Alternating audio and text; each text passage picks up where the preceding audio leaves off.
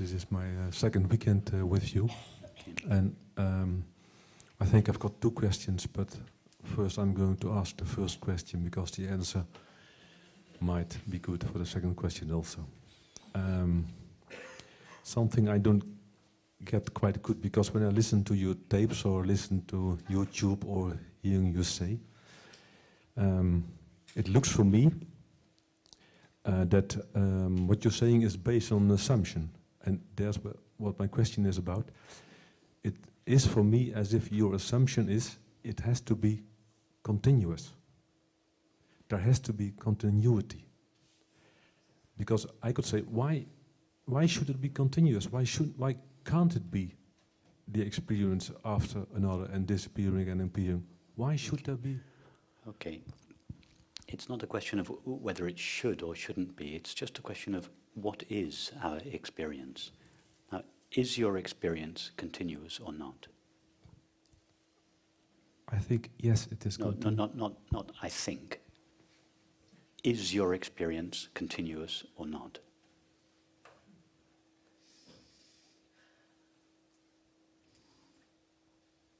Yes. Okay, so that is not an assumption, it is an experience. Yes? It's for the same reason that I say experience is continuous. It is my experience that there is a continuity to experience.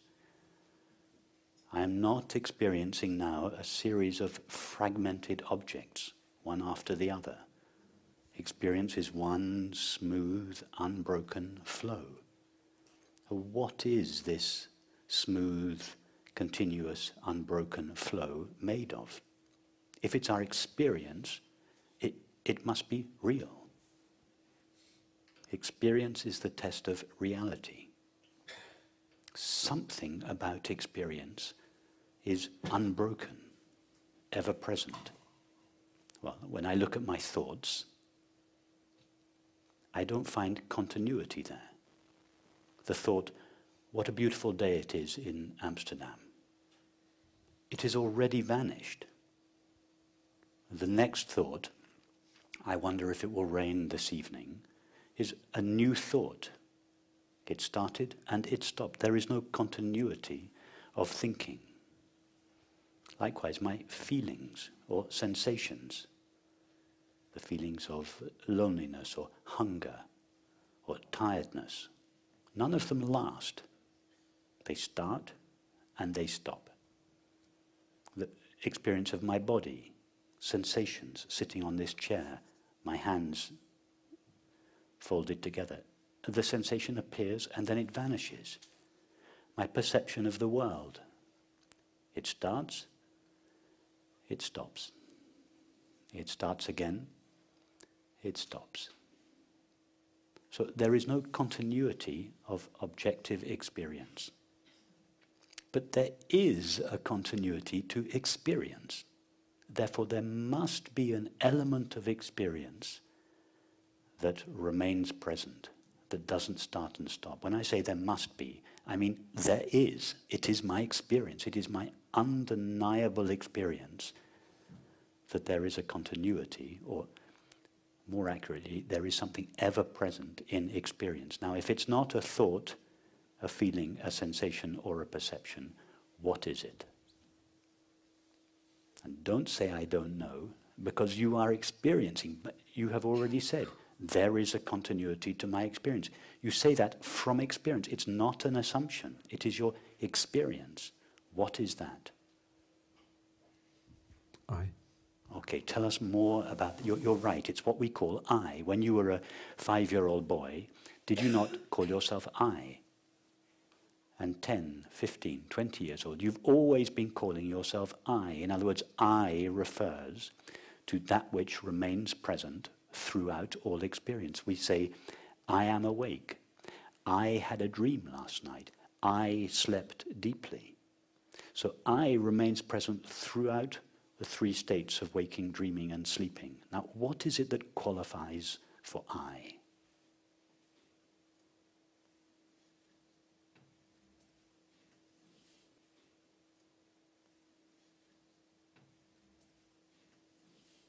Perfect. Your answer was perfect.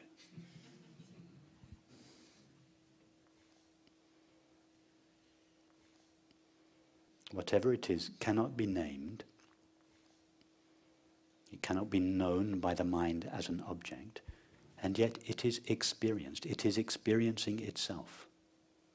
It's the unnameable reality of the mind. It is not an assumption. It is an experience. Everything else is an assumption. That there is a world out there is pure speculation. No one has ever found it. All we know of the world out there is perception, which is an experience of the mind. It is the world that is an assumption, not consciousness. Consciousness is the only experience, if we can call it an experience. It is the only experience that is absolutely certain. Everything else is in doubt, except consciousness. And I'm not telling you about something that I have any more access to than you. Everyone has equal access to their own being.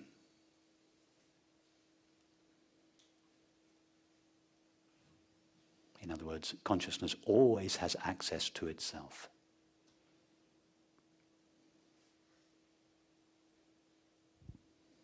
I sense that when you asked me what's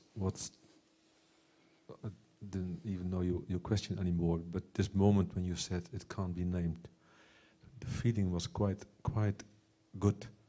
Yes. And I thank you for that, because it's nice to abide in that sensing or experiencing. Or yes, because I noticed that when I asked you the question,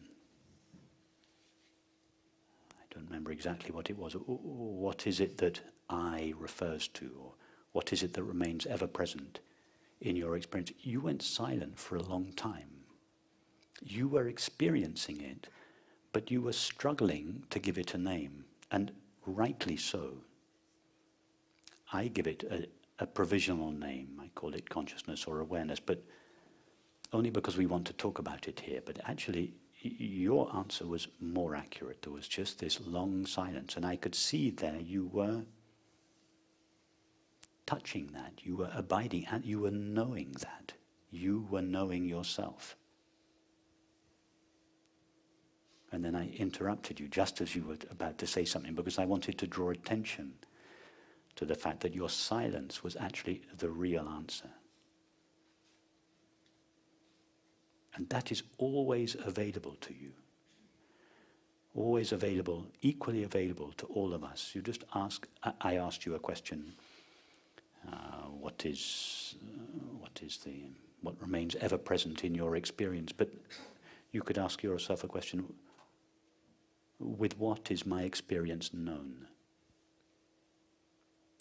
How do I know that I am aware?